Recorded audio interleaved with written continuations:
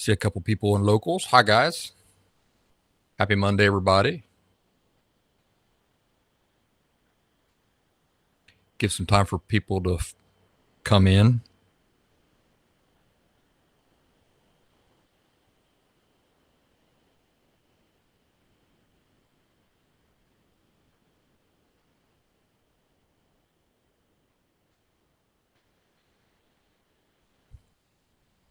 If you are in, go ahead and say hello to me. Tell me how your weekend went. How did last week go for you? We didn't do a live stream last week, so we got some catching up to do.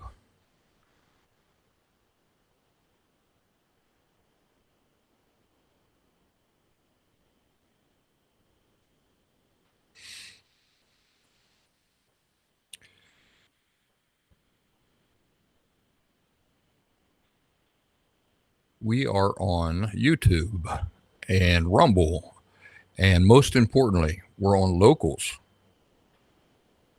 thelastsymptom.locals.com, or you can join us by downloading the really nifty locals.com app from the App Store, and then just searching for The Last Symptom by Brian Barnett within. I'm Brian Barnett.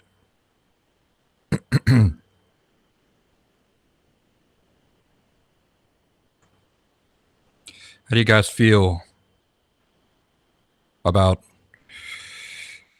when people talk about how long their parents have been married to suggest that they grew up in a healthy, happy family? You ever hear anybody do it? Maybe you did that. Maybe you've done that yourself.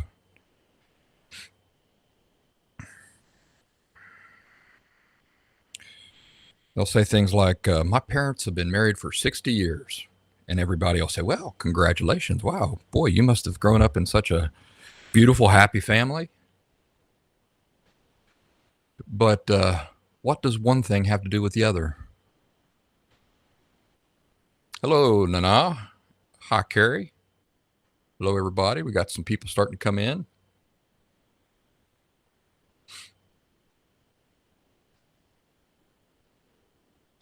Tell you, I was on the road over the weekend, and I got home kind of exhausted last night. And so now my day has kind of started off slow, and I don't really have anything prepared today. I know it's probably a faux pas for me to admit that out loud, but so if you guys have some things on your mind, some topics on your mind that you'd like me to talk about, I'd be happy to do so, share my thoughts about it. And I'm going through the notes app on my phone here and seeing what other topics might be interesting. Carrie says that she used to do that with her parents until she dissected it.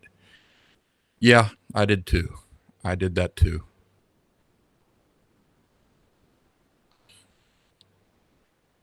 Any of you who know my story know that that was a big hurdle for me, was to accept and be able to see that this family that I had grown up in, that I thought was perfectly healthy and happy, was not that at all.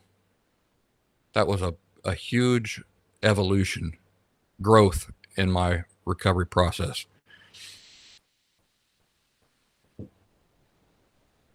So it always stands out to me when people say that. Yeah, my parents have been married for 60 years. And congratulations all go up.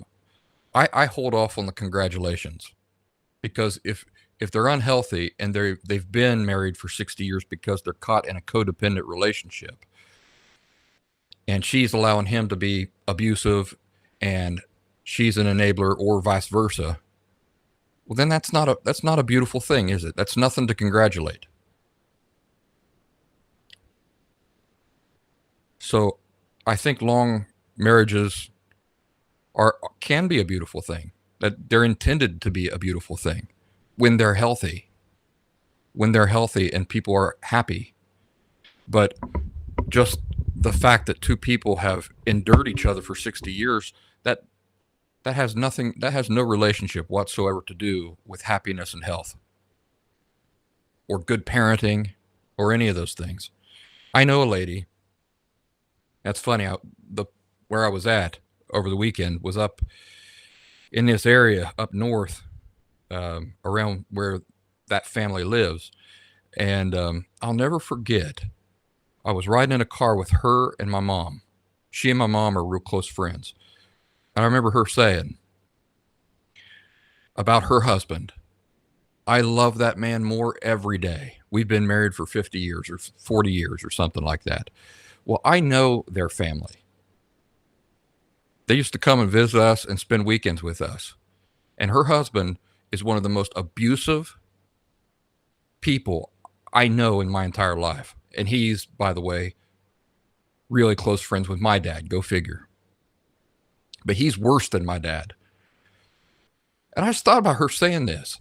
I love that man more every day. Saying it like, first of all, like she believes it. It's not true. She doesn't love, they don't know what love is. But her saying it with such conviction, you know, there's a lot of unhealthy reasons why she might feel that way, and none of them are love. It's probably a fear of being alone, an inability to take care of herself, a fear of being on her own because she's like stuck in this childish state. With weird, unhealthy concepts of what love is and loyalty, what true loyalty is. True loyalty is not just sticking with a person who just spits on you and walks on you every day of your life. That's not loyalty. That's stupidity and an inability to stand up for yourself. But I'll never forget her saying that, and me knowing the nature of that relationship. The most miserable family I've ever known in my life, and those words come out of her mouth like that could even be a thing, like that could even be true, like what she's saying could even be remotely true. But she believes it. She believes it. But anyway, it sounds like I'm being all judgmental about her. I'm not being judgmental. I'm trying to describe the thing as it really is. But I was in that situation myself. I come from a family like that, and I thought the same thing. Boy, my parents are so loving. They're so great. Come from such a happy family. They've been married for 30 years. What a beautiful thing. It's not beautiful.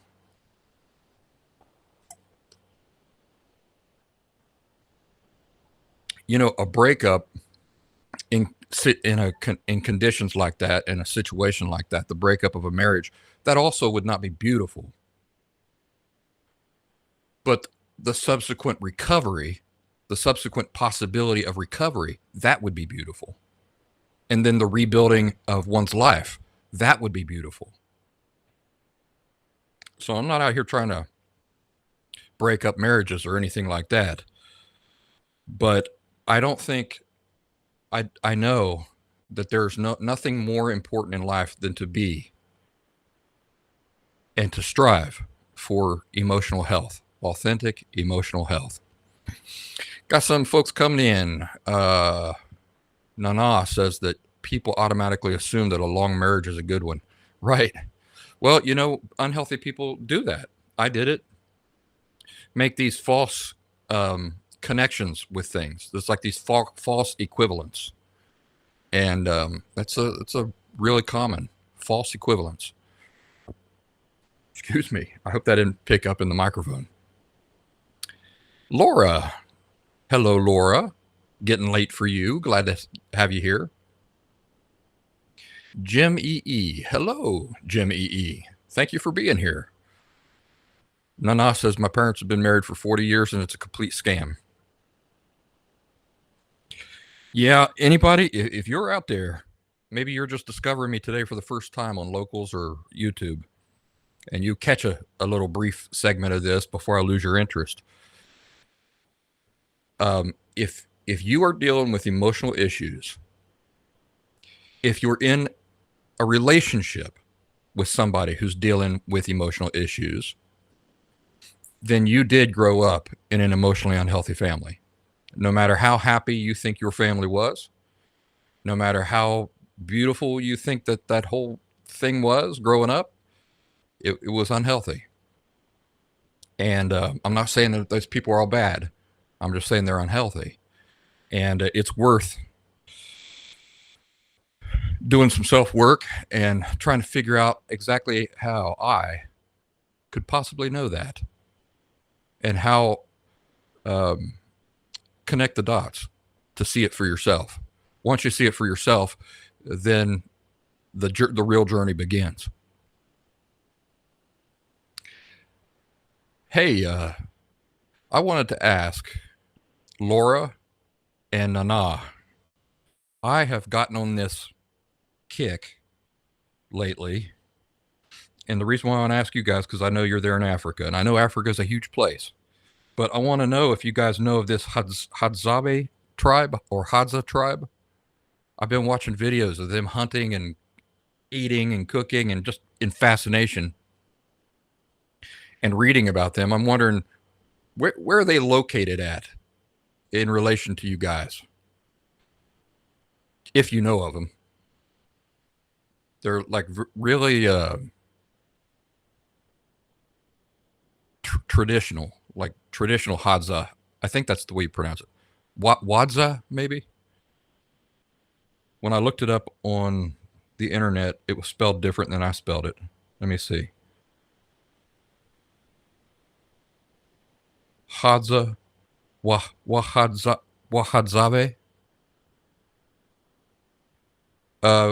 It's spelled.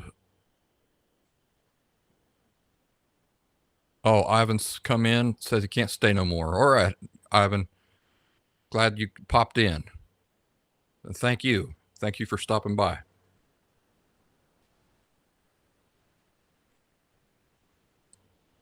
Let me show you. I took a screenshot.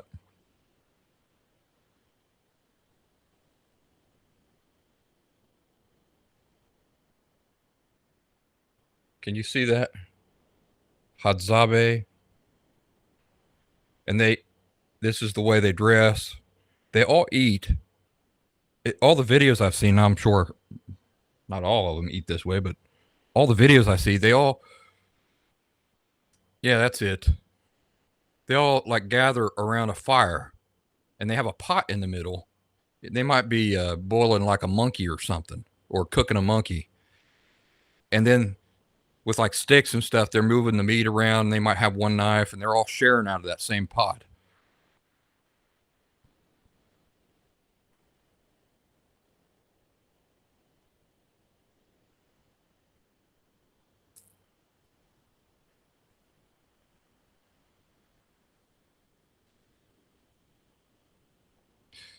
I'm just wondering if you live in Africa, does everybody know about these tribes and talk about them, or are are folks in Africa curious about them? I reckon it'd be like around here, me being curious about the Amish or something like that. I mean, they're right on my doorstep, but they're still kind of a curiosity.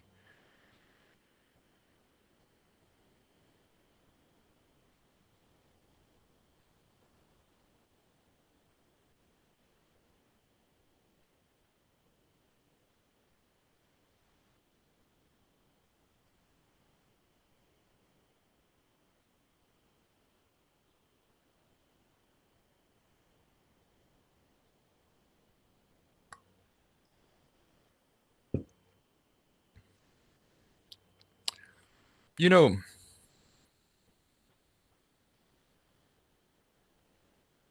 the bacon has dodged a, yeah.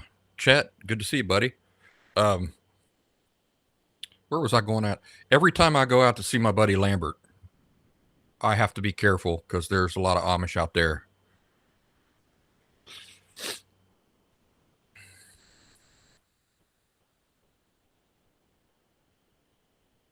One thing I wanted to say about this discussion we were just having about unhealthy families, I don't want to give the impression that healthy people never have disagreements or never have conflict or like they never get at each other.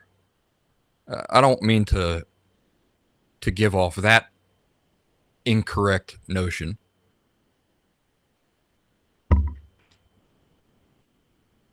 So if unhealthy people and healthy people both alike, well, let's say families, healthy families and unhealthy, and again, you have to pardon me because really when we're talking about unhealthy families, we're just talking about people, unhealthy people.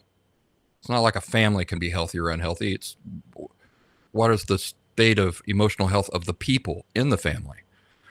But just speaking in general here, if healthy families and unhealthy families both have conflicts and arguments and stuff, what sets them apart?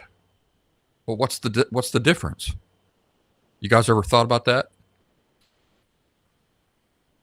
By the way, when Chet's talking about the bacon, he's talking about my Jeep Wrangler, which has been with me for a long time now. It's probably the oldest. It's the longest I've ever owned a single vehicle.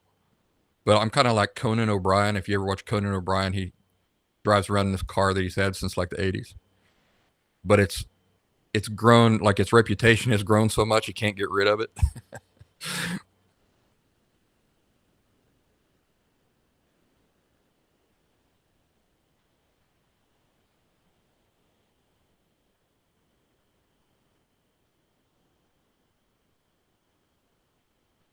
Ah, this is interesting.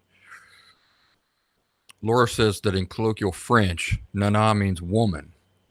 In English, it means grandma, nana. That's the way we say it. Um, yeah, Nana knows that. He says he hears that a lot. Nana, I mean, in Twi, it means chief. So Nana is actually named Chief.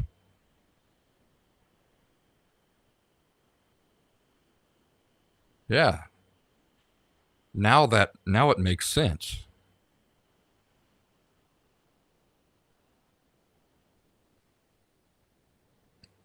Chet says he calls his aunt Nana. Nanner. Nanner. We in Appalachian English we add letters and stuff to the ends of words, and we drop letters. So like Nana. Well, the reason why I say Nana, kids here will call a banana a nana. Nana, nana. You know, before they really can talk, they'll ask for a nana, and then that gets changed to nanner. Would you like a nanner? Uh, Tomato is also often referred to as a mater. So not a tomato, but a tomater. You'll hear that a lot too, tomater. But then that'll get shortened to mater. Potato will get shortened to potato, and then to tater. So it's maters and taters, nanners.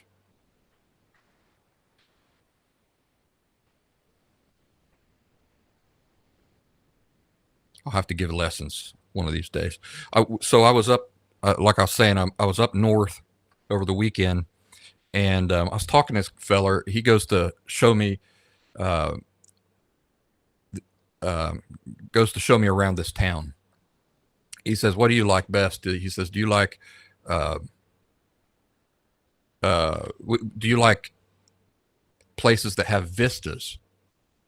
And I said, "Well, if I, as far as living goes, I said I could go either way. I know that living up like on a vista would be beautiful, but I said living down in a holler would have its benefits too." And there were all these people with us. And me just saying that just set them off. They thought I come out of a comic book or something, or like out of a, I don't know. Uh,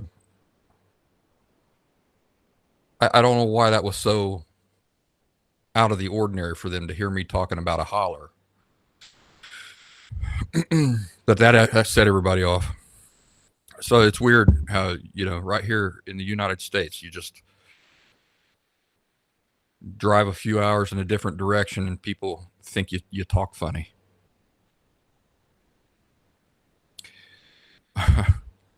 Laura says that a dictionary is needed for Appalachian English. Is it hard to understand me?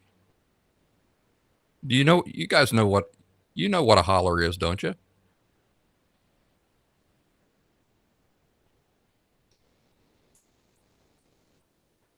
One thing everybody gets wrong, and even people around here, they don't know what their dialect is. They think they speak a Southern dialect. And they'll also confuse their culture and their dialect with Western culture and dialect. Well, there are some similarities, but it but the Southern culture is Southern culture, and Western culture is Western culture. The people here, and they're not educated to know this, but their culture is not Southern, and it's not Western.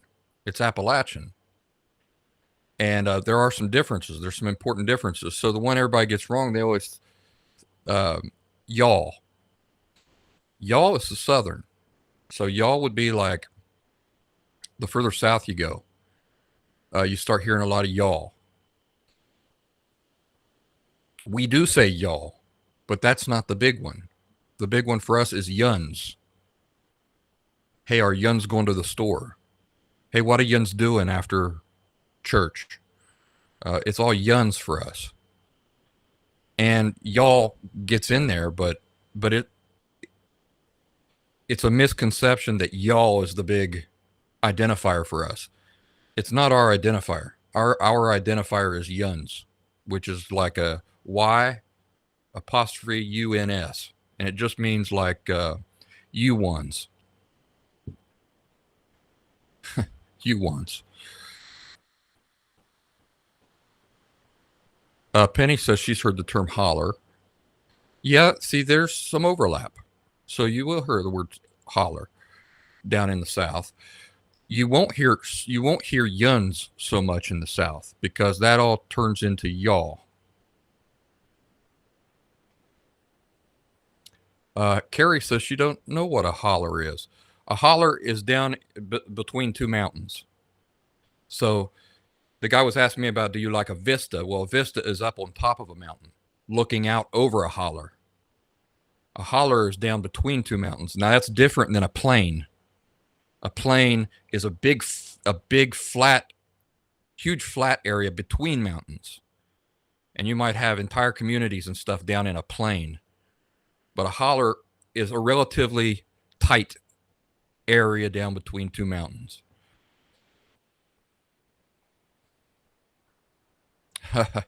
Laura says sometimes she has to stop and decompose the words I just pronounced. Laura says, I think hollering means laughing real hard. Well, that's another thing. Hollering, so if somebody gets mad and starts screaming at you or raising their voice, that's hollering. We'll say, hey, calm down. You don't need to holler. When my brother and I were growing up, we would go way back in the woods, maybe 2-3 miles back in the woods. And then when it would start to get dark, our parents would holler. Our parents would be hollering from the house down into the holler so that we'd come back home. Yeah, but the Chet shows a picture of a holler, but here's the thing about a holler. It don't need to be that big. There are hollers you can't fit a house down into. So it's down where two mountains come together. So there might be only enough room for like a stream winding down through the middle of a holler. And then hollers will be a little bit wider, like the picture that Chet shows here. You can live down in a holler, but a holler is not by definition a residential area. By definition, it's where the hills come down together.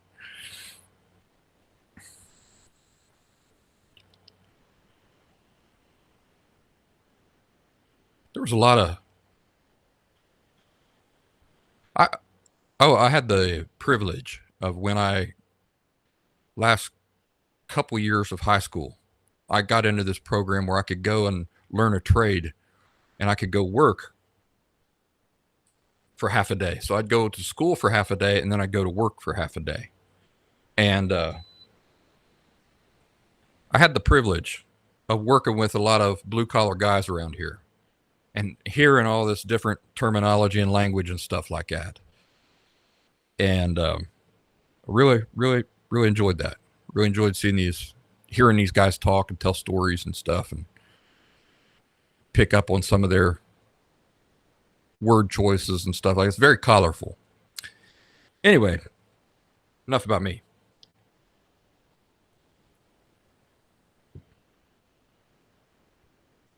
Enough about me and hollers. What's on your minds, everybody? What's going on in your lives? Chet, what's going on in your life? You don't have to share any specifics. What time is it? Okay, we're going to go ahead so that we can talk about some specifics if you want to in private. We're going to go to supporters only on Locals. You folks on the other platforms, think about joining us over there. thelastsymptom.locals.com, or you can download the locals.com app from the App Store and just search for The Last Symptom by Brian Barnett. Okay, local supporters only now.